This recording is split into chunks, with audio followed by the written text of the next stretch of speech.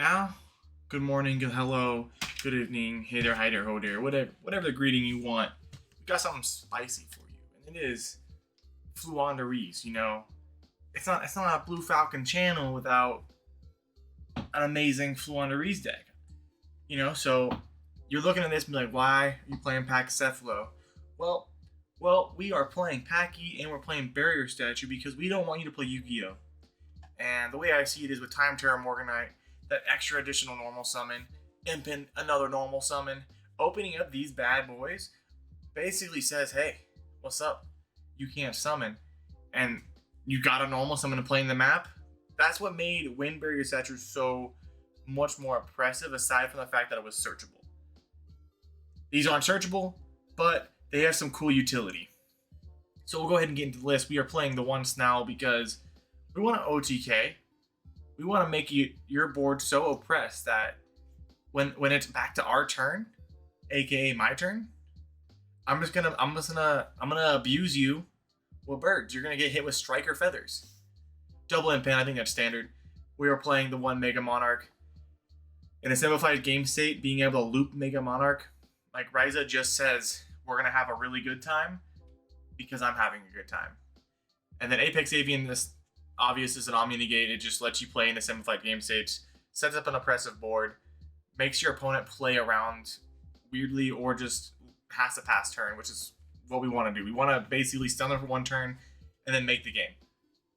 And then we got ourselves Shifter, the best hand trap in the game, without a doubt. We're playing 3 Eagle, 3 Rabina, 1 Stree, and 1 Toucan. I think these ratios are what's standard and what we're going to continue to play going forward. Unless we play like some weird 60 card Floo pile, then we're obviously going to max out on all the little birds so we can get that consistency we want. Now into the weird things about the deck. Fossil Dyna Pachycephalo, or Packy.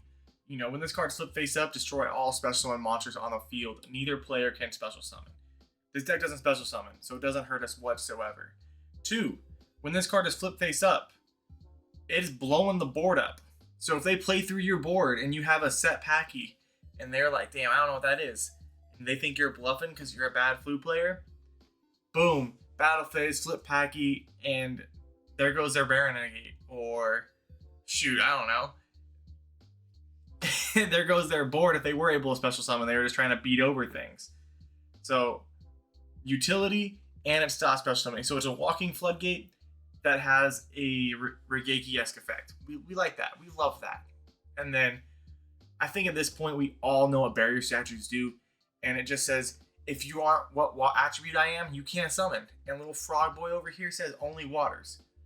We're not in a format with a lot of water, unless you roll blind into that. Marin says that you just there's nothing you can do. But I think going forward, maybe just 3 Pachycephalo and then maybe 2 Dimensional Fissure, especially if a Rysart gets banned in this next coming list. We want to have that Dimensional Fissure, basically 5 copies of Shifter, and then when we go first, that Fissure just says you can't Yu-Gi-Oh! Especially if you're playing in the Mana DM. Like, what board are they realistically making when everything is managed? Nothing. They ain't doing crap. Synchron is the same way. They can make some board with the Shifter and everything like that, but it ain't really worth all that resource. So let's go into our super standard spells. 3 of each pot. Now, duality, we don't special. Super simple. Prosperity. Let's just dig 6. Digging 6 in Floowandereeze, it literally means like I'm gonna win or lose. Being able to dig 6 for 1 bird and have map in hand, you're like, wow, I'm really good at this game. And that's every Floo player I play into all the time. Like, I absolutely get sauced by Floo on a regular, which is why I like blowout cards. But that's another story. Anyways, the one terraforming. Gotta play it. We need 4 copies of map. We gotta see it as much as possible. Time Terror Morganite at 3. Card overperforms. Draw 2. Every draw phase. You cannot activate monsters in hand. Oh my gosh. Oh no. Our Shifter is dead now after we activate this. I don't even know why you'd activate that before you activate Shifter. anyways, you can banish this card from your graveyard, then discard 1 Time Terror Morganite, and your opponent cannot respond to your normal summons. You're essentially permanently chain blocked. There is no Droll activating. No chance to chain Droll. It's so good. Then, like, I don't know. It's just if you're a stun player and you're not playing this, dude, you gotta get it.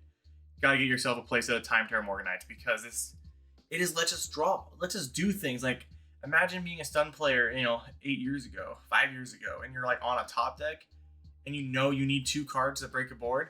Now you can't. Now you can get 2 cards to break a board. Time tearing. Whatever it is, it's amazing. Overperforming. So good. Our built-in time card for Floowandereeze, so good. And lets us play the game. 2 unexplored winds, I like 2. 1 is, you can play 1 too if you're not a big fan of it. But being able to draw, being able to tribute your opponent's cards. Come on. Let's be less oppressive on purpose. That's silly. Let's just be annoying. That's what this deck does the most. It really just says, I'm going to play on your turn, my turn, our opponent's turn next to us. We're playing on someone else's turn 2 tables down.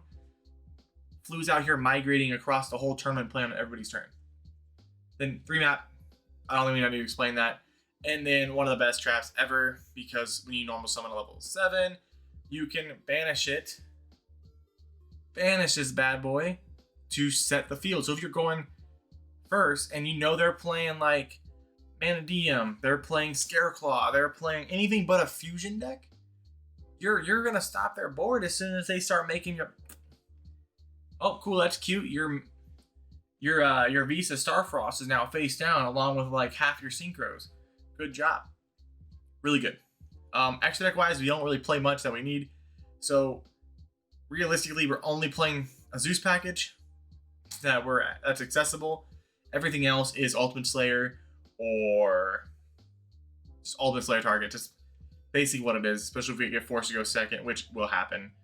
So we're gonna start it off with we're playing Skull Knight, Garua, Entis, Omega, Agnes Pegasus, Aggregator, 2 of those bad boys. And we got ourselves 2 Tri-Brigade Arms, dude, and then 1 Goddess. And that's essentially just what we're playing for our lovely Ultimate Slayer targets, because this card is nuts. Also, being able to send this to bounce a link, to then send this to draw, it's so good. It feels so good to resolve Ultimate Slayer and then see what you want to see, and then just make moves. Ultimate Slayer plus Entis it's too good. It's too good. Side deck is however you want it to be. This is just what I think is standard, especially with Floowandereeze. This is my buddy's list, and he's been clapping me for a minute with it, and it's just real consistent. We like it a lot. I just wanted to showcase this absolute beautiful monstrosity for y'all. Hope you enjoy it. Check out the rest of the channel. We got some fire deck lists on there, if I do say so myself, and some great live content. Watch us on stream Monday, Wednesday, and Fridays at 7 p.m. Pacific time. Y'all have a good rest of your night. Remember, we're not bad at the game. We just got to shuffle a lot better, especially when you're playing Floo. This deck builds bricks. Y'all have a good day.